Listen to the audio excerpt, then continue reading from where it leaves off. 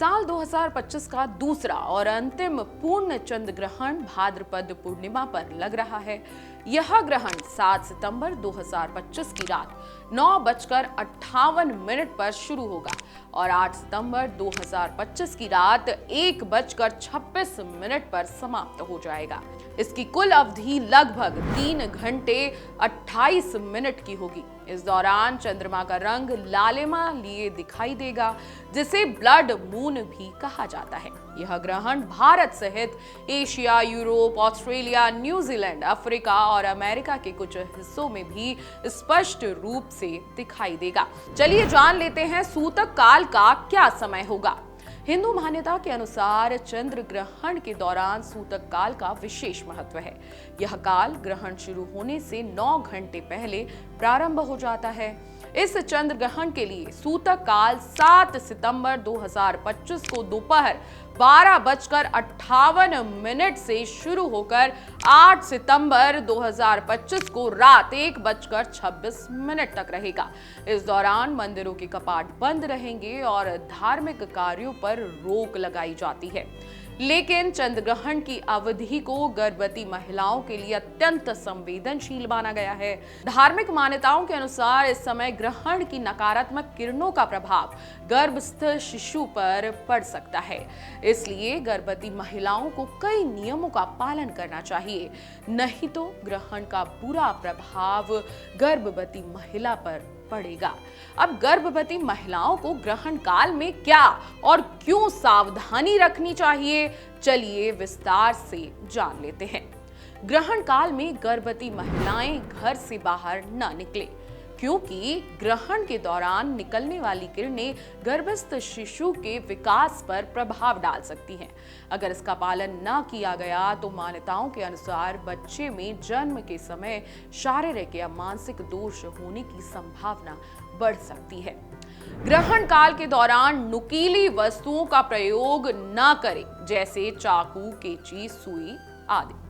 मान्यता है कि ग्रहण काल में नुकीली वस्तुओं का प्रयोग करने से शिशु पर कटे फटे या जन्म के निशान जैसे कट का दाग रह सकता है। अगर इसका पालन न किया जाए तो मान्यताओं के अनुसार कहा जाता है कि शिशु के शरीर पे स्थायी दाग धब्बे, जो कि जन्म चिन्ह कहला सकते हैं।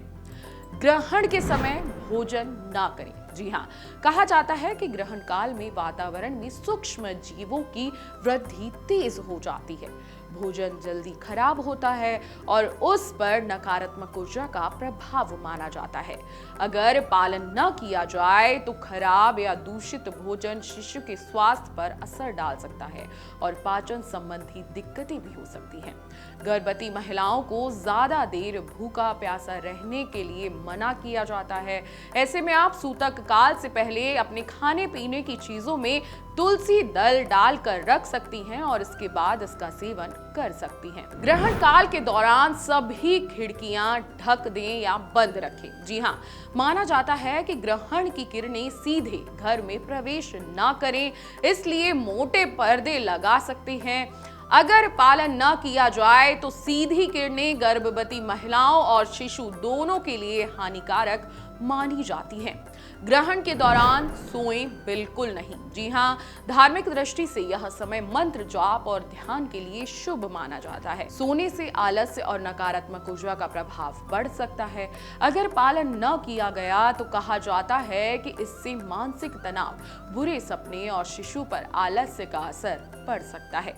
सवाल आता है कि गर्भवती महिलाओं को ग्रहण के दौरान क्या करना चाहिए, तो इस बात को ध्यान से सुन लीजिए। भगवान का स्मरण करें और मंत्र जाप करें। जी हाँ, ग्रहण के पूरे समय मन में भगवान शिव, विष्णु या हनुमान जी की उपासना करें। हनुमान चालीसा, महामृत्युंजय मंत्र या विष्णु सहस्त्र नाम का पाठ करें। यदि संभव हो तो ध्यान और प्रार्थना में अपना समय बिताएं। इससे मानसिक शांति बनी रहती है और गर्भवती महिलाओं को तनाव से मुक्ति मिलती है। भोजन या पानी का सेवन तुलसी पत्र डालकर करें। जी हाँ, ग्रहण के दौरान यदि भूख या प्यास लगे तो पानी या भोजन का सेवन किया जा सकता है, लेकिन उसमें तुलसी पत्र अवश्य डाल दें। तुलसी के पत्ते पहले से रखे हुए भोजन या पानी में डालकर ढक दें। ऐसा क्यों करते हैं, ये भी जान लीजिए। तुलसी को अत्यंत पवित्र और शुद्ध माना गया है। धार्मिक मान्यता है कि तुलसी पत्र नकारात्मक ऊर्जा को, सूक्ष्म जीवाणुओं को नष्ट कर देते हैं। वैज्ञानिक दृष्टिकोण से भी तुलसी में एंटी बैक्टीरियल और एंटी फंगल गुण पाए जाते हैं, जो भोजन को सुरक्षित रखते हैं। बिना तुलसी पत्र वाला भोजन ग्रहण काल में दूषित या नकारात्मक ऊर्जा से प्रभावित माना जाता है, जो मां और शिशु दोनों के स्वास्थ्य पर बुरा असर डालता है।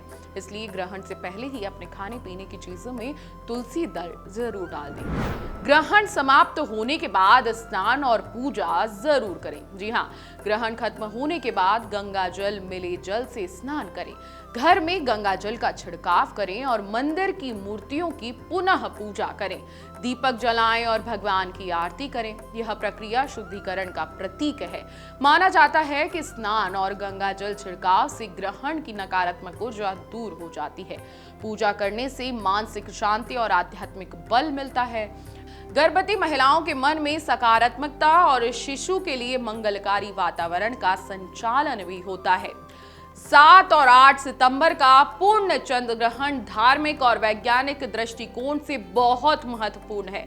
गर्भवती महिलाओं को इस दौरान विशेष सतर्कता बरतनी चाहिए। परंपरागत मान्यताओं का पालन करने से मानसिक शांति और सकारात्मक ऊर्जा मिलती है। इसलिए इस वीडियो को ज्यादा से ज्यादा शेयर कर दें, ताकि जो भी गर्भवती महिलाएं हैं वो ग्रहण के दौरान ये सावधानियां बरत सकें। अगर आपको हमारा ये वीडियो पसंद आया हो तो हमारे चैनल जीवांजलि को सब्सक्राइब करें